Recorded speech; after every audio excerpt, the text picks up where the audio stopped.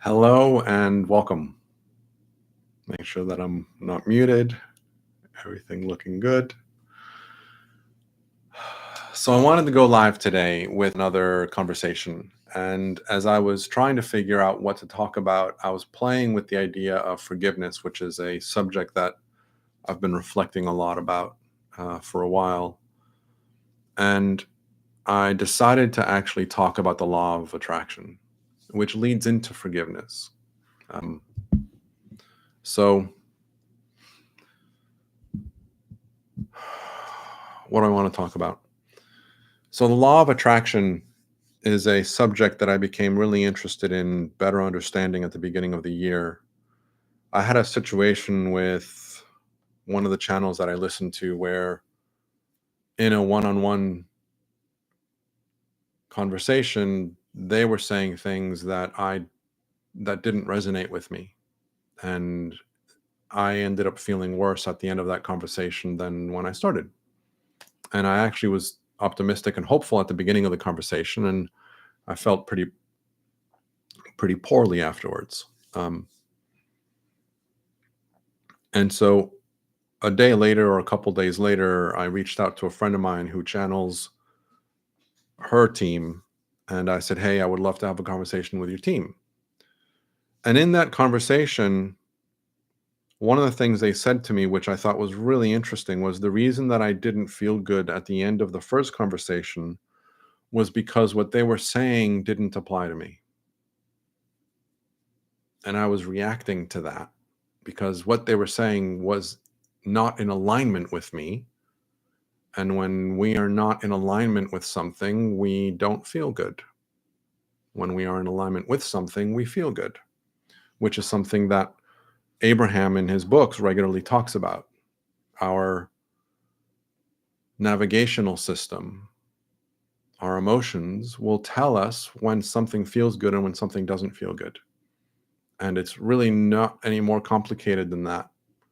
When something doesn't feel good, we are not aligned with something.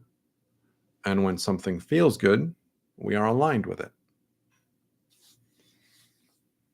So, anyway, in the second conversation, I was playing with this idea of, oh, so that doesn't apply to me. And I was generalizing it out to, oh, so the law of attraction doesn't apply to me because the first conversation was referring to this law of attraction thing.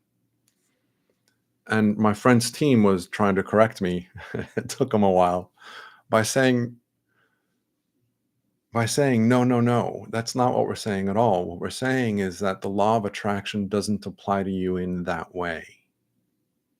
And I went, oh, so it's up to me to figure out how the law of attraction applies to this individual experience that I call Daniel. Now, with any generalization, if you look at a bell curve, there's always the outliers. And a lot of these conversations that we hear on videos and trainings is speaking to the masses. And so there's a bell curve associated with that. And I tend to very often be an outlier to a lot of things. And so that was really interesting for me to recognize. And it made me really want to better understand the law of attraction. What does it mean? Not Let me rephrase that language. I wanted to understand what the law of attraction is, not what it means. I wanted to understand what it is. And so I decided, even though I had read one of Abraham Hicks's books, Ask and It Is Given, which I really enjoyed, I wanted to go back to the book specifically written on the law of attraction. Within this book, at the beginning of the book, and I've mentioned this in an earlier conversation in this platform, Abraham defines these universal laws. And I love these definitions because they're not descriptive and they're not aligned or linked to any meaning. They're just describing this. This is what the law is. This is what the law states. And so let me read the first one to you, if I can pull it up. Universal laws as defined by Abraham in Abraham Hicks, the Law of Attraction book. The first law, the law of attraction, says that which is like unto itself is drawn.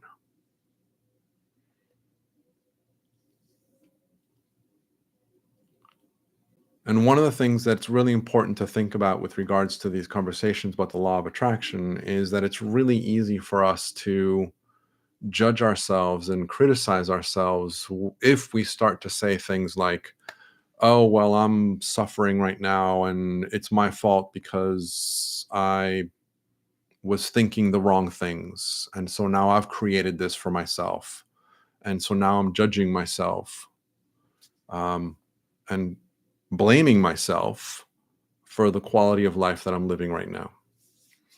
And Abraham, in his books, at least the two that I've read, regularly tells us in different ways that the intention is not for us to get caught up in judging ourselves, but it's really about helping us to understand how the system works so that we can consciously and actively take a role in playing with how we are utilizing our thoughts, our emotions, our energy, our focus, our beliefs, our meaning to create the life that we are creating. And so a lot of this conversation is really about understanding how the system works. That which is like unto itself is drawn. I'm going to repeat that because the screen froze and I don't know if the audio freezes too. That which is like unto itself is drawn. And so this is like a mirror. Whatever energy you are putting out to the world, the energy of life is going to say, oh, that's what you're playing with? Great. Let me give you more of that. And so this is where it starts to become really important to be conscious of how are we utilizing our thinking? How are we utilizing our energy? How are we utilizing our beliefs, the meaning that we're giving things? And again, it's not about spending a tremendous amount of energy and effort in tracking all of this. In the book that I'm reading with Abraham, I just finished a sentence where he says, it's not about you getting obsessed with monitoring every single thought you have or make. You can really simplify it by leaning on this navigational system that we have and learning to really leverage what information that's giving us. And so if we don't feel good about something, and I'm going to bring in some 3 principles language into this conversation. When we don't feel good about something, all that's telling us is that we're using our power of thought in a way that isn't helping us, or in a way that isn't helpful, or in a way that isn't aligned with the truth of who we are, bringing in Abraham's language. When we feel good, all that's telling us is that we're using our power of thought in a way that allows us to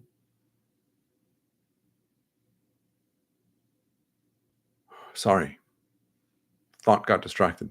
When we are feeling good, all that's telling us is that we're utilizing the power of thought in a way that aligns with our desires, our hopes, who we want to be, what we want to create, who we are, the truth of who we are. It aligns with our spiritual self. It aligns with the direction of our path. It aligns with us in any way you want to define that. And so the law of attraction, that which is like unto itself is drawn, is saying nothing more than what you are putting out to the world's going to give you more of that. Now, there's an innocent misunderstanding in this because, again, this is my perspective.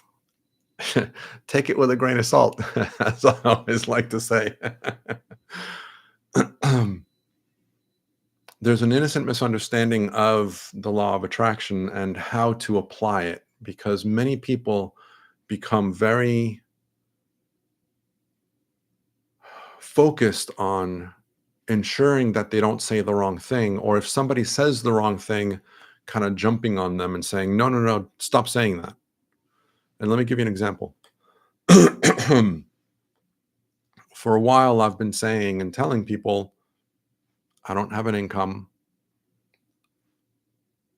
I don't have a job per se as such, and I don't have an income. I'm living off my savings, and my savings are dwindling. They're getting drawn down every month. And I have very well-intentioned friends and acquaintances that will say, stop saying that, because all you're doing by saying that is attracting more of the same. And there's an element there's an element where there's truth in that, right? But what I am learning to recognize is that it isn't about the words, it's about the meaning behind it. And so I can very gently mention, this is my circumstances and this is the the life that I'm currently living, but it says nothing about the life that I'm creating. And so I like talking about this a lot. Everything that you have done and everything that you have experienced and everything you have thought in the past has brought you to this very moment. So you're living in this moment because of everything that you have done in the past. And again, it's not about judgment. It's just about understanding how it works. And again, this is my impression, my 2 cents. But who you are today is who you are becoming. It's not who you were. It's not what you did. Who you are today is what you are becoming. What you are today is who you are becoming. The person that exists in this moment is the energy that is attracting your future. It is the energy that is attracting your next 5 seconds. It's the energy that's attracting the next day, the next week, the next month. The closer we are living to the moment, the more we are recognizing that the energy I have right now is attracting my next moment. And so the person that you are today is that which you are becoming, even though your past, your past is what brought you to this moment. Does that make sense? Hopefully that makes sense. And so when my friends and colleagues, very well intentioned, are saying, stop talking about your current circumstances because you're just emphasizing that to the universe, there's truth in that, to the general masses, to understand how the system works. The law of attraction doesn't discriminate. And I know that. I know all of this. However, there's a very important element to this concept as I understand it. Sarah Landon and the council, or the council via Sarah Landon, will regularly tell us that what we focus on and the meaning we give it is the reality that we are creating. Now, what's important in that equation is focus and meaning. So I can talk about my current financial circumstances without focusing on them. And I can talk about my current financial circumstances without giving them a negative meaning. You see where I'm getting at? And so, though superficially it can appear that because I keep on saying this, I'm focusing on it and meaning it, in reality, I'm not. Or at least in majority, I'm not. I can't say that I'm fully 100% let go of that. But the majority of my time, the majority of my focus, the majority of my meaning is in recognizing that I am living in a world that is abundant, and I have abundance within me and all around me. And My bank account, my bank account isn't my responsibility. My bank account is spirit's responsibility. It's my higher self's responsibility. It's not my job to fill my bank account. It's my job to follow the energy, to follow my joy, follow my passions, follow the things that make me feel good, follow the things that I enjoy doing. And in doing that, the universe will reveal itself and its abundance back to me. Because in doing what I enjoy, I'm going to raise my vibration. I'm going to focus on and give meaning to feeling good. You see where I'm getting at? Hopefully this makes sense. And hopefully this also helps to kind of clarify a misunderstanding of how the law of attraction is applied and discussed by others, well-intentioned others. And again, I don't want to badmouth or speak badly of anybody. I'm just speaking about how I'm interpreting this information and how I'm finding my own journey and my own path on my journey to better understand what does the law of attraction mean and how does that apply to me in my life. The second law is the science of deliberate creation. Give me a second.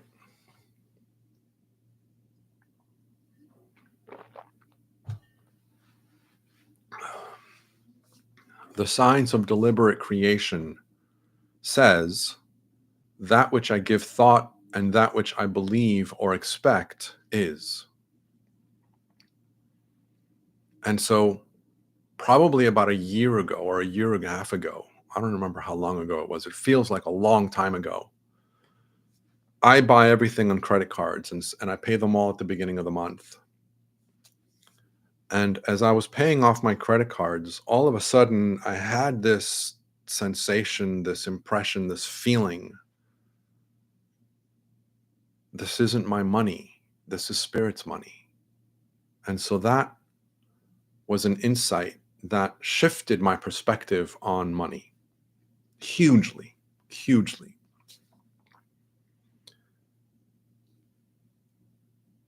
As I started to shift my beliefs and my understanding and my impressions and my interpretations of life to recognize that my bank account is filled by spirit and it is in my name so that I can have easy access to it. That's how the universe is going to respond back. That's what I am going to create because this is what I am defining. This is what I am believing. This is what I am expecting. And the more I can feel myself into that, the easier I'm going to make it for the universe to actually deliver on that. And we innocently fall into ideas about lack and limitation because we're human and we're still working our way out of the energy of lack and limitation and separation and into a perception of inclusiveness and love and compassion and abundance and understanding. And so many of us have years of living in an energy of lack and limitation. And so we have mental thought patterns that repeat themselves. And part of our process of this evolution from towards is the letting go of old thought patterns with compassion, releasing the ideas of what it meant to be human and creating new ones that are aligned with the future that we want to create. Understanding that income isn't a response to hard work and effort. Income is a response to the understanding that I am abundant already. And then the income will come as a result of that. And now, as I say that in those words, there are little parts in me that still have a little bit of doubt of that or a little bit of question of the validity of that. And that's okay. This is what I mean by I'm not 100% there. I am 90+% there. I can tell you that for sure. But I still have these lingering ideas. And part of my journey is in integrating them and allowing them to exist in peace and harmony with the knowing that abundance is inherent in life and it's available to us. And all abundance in all categories, in any aspect and every aspect is the same. So, going back to this, that which I give thought and that which I believe or expect is. And again, this is talking about this idea of what you focus on and the meaning you give it is the reality that you are creating. So, what you focus on and the meaning you give it equals the reality that I'm creating. And so, this is my interpretation of that which I give thought and that which I believe or expect is. And it's playing into this idea that, again, that Sydney Banks reminds us of all the time. The power of thought is misunderstood and underappreciated.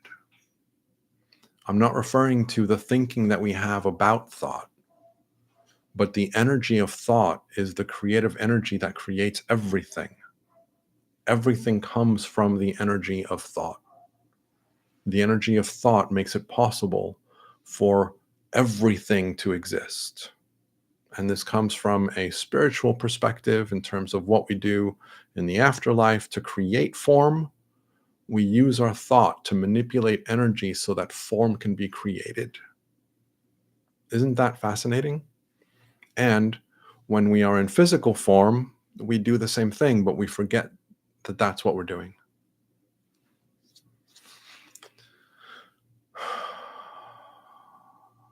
There's more to this. Give me a second.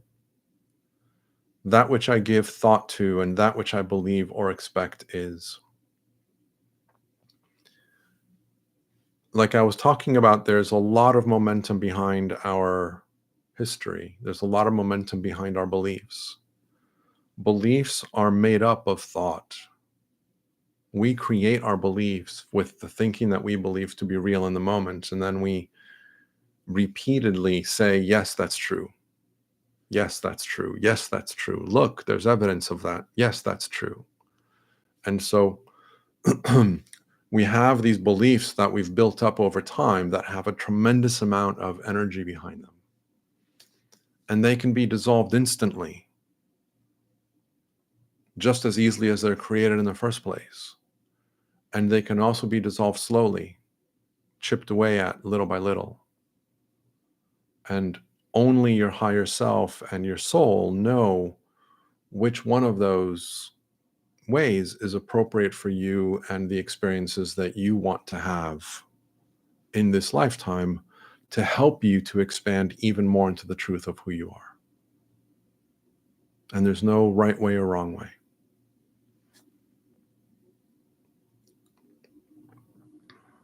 Okay, I'm going to move on. The third law, the art of allowing. Now, this one's really fascinating. I talked about this earlier because as I was responding and reflecting back to the big argument that I had with my family a couple of weeks back, this is the law that kept on popping up in my mind, which I thought was really interesting, which led me to believe that, oh, I'm beginning to understand what this means in real life. I'm beginning to understand what this means for me and my experience. Anyway, I'm getting ahead of myself. The art of allowing says, I am that which I am, and I am willing to allow all others to be that which they are. For me, this is huge. Understanding this is not easy.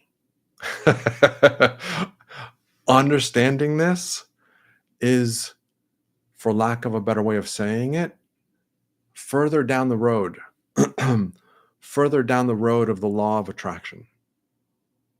And so it's kind of understand what you can understand, and then go to the next layer, and then understand what you can understand there, and then go to the next layer, and understand what you can understand there, and go to the next layer. And eventually you're going to get to a point where you're going to start to see the truth behind I am that which I am, and I am willing to allow all others to be that which they are. And when you get to that point, then everything else is going to start to flow much more easily. At least that's the idea. And so, what does this mean to me? What have I been learning about this lately?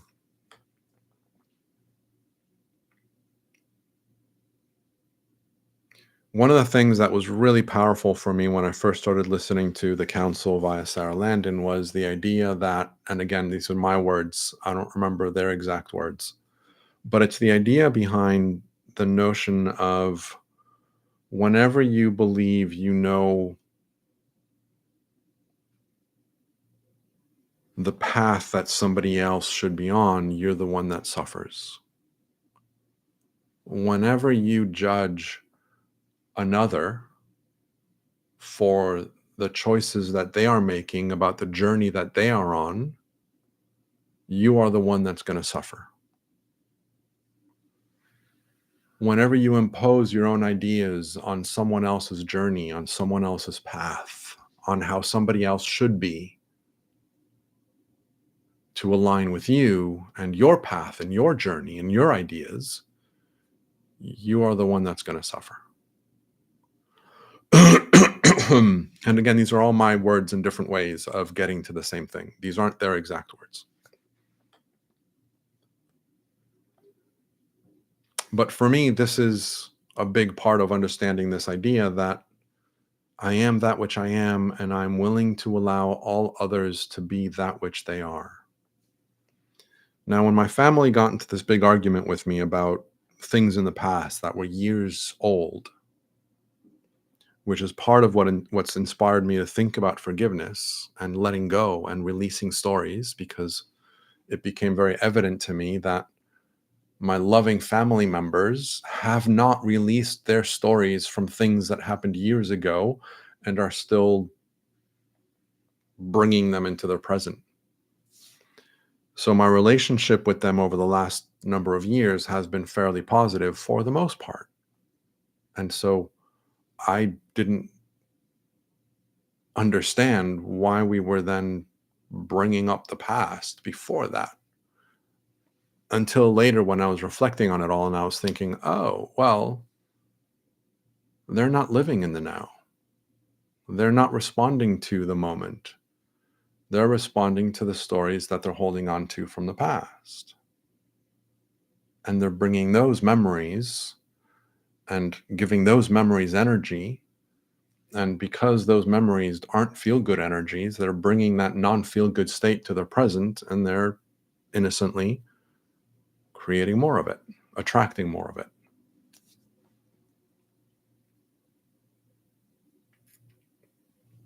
So anyway, going back to this, as I was reflecting on this whole thing, what became really clear to me was it's okay if that's what they're doing. And I understood that at a much deeper level than I had ever understood it.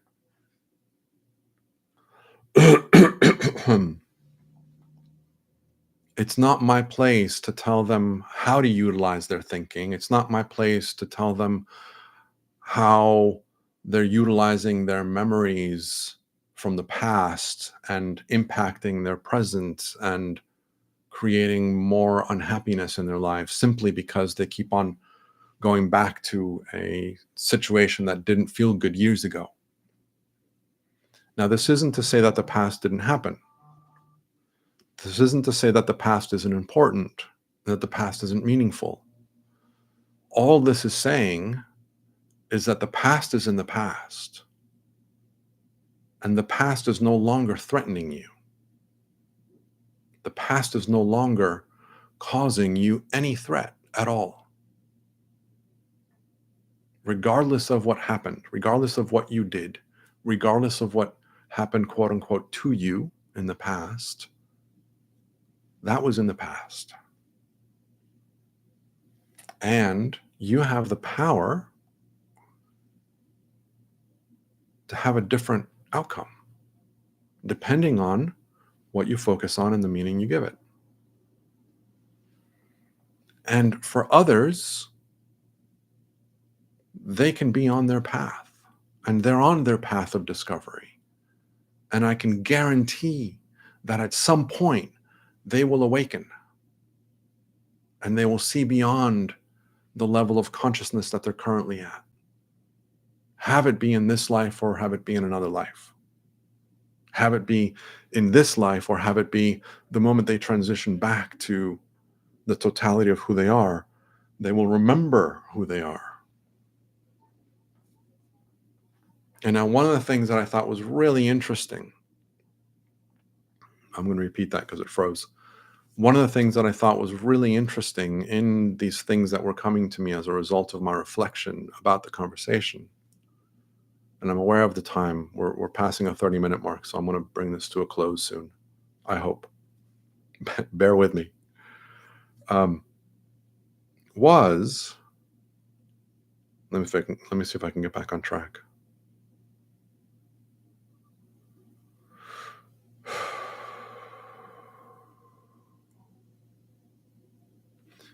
As I was reflecting and understanding my role in the relationship and my role in how I wanted to live my life, and the role that they are playing in the lives that they are leading,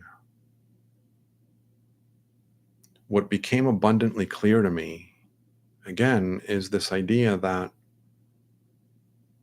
they're on their own path. And I don't need to defend myself. I'd written this very long response with different subjects and topics that I was accused of, with responses to, if you are throwing stones from your glass house, let me let you recognize the glass house that you are throwing them from. And this is the energy that I was at when I was writing it. And it was kind of a release of venting, of letting things go, of understanding what's my perspective in this.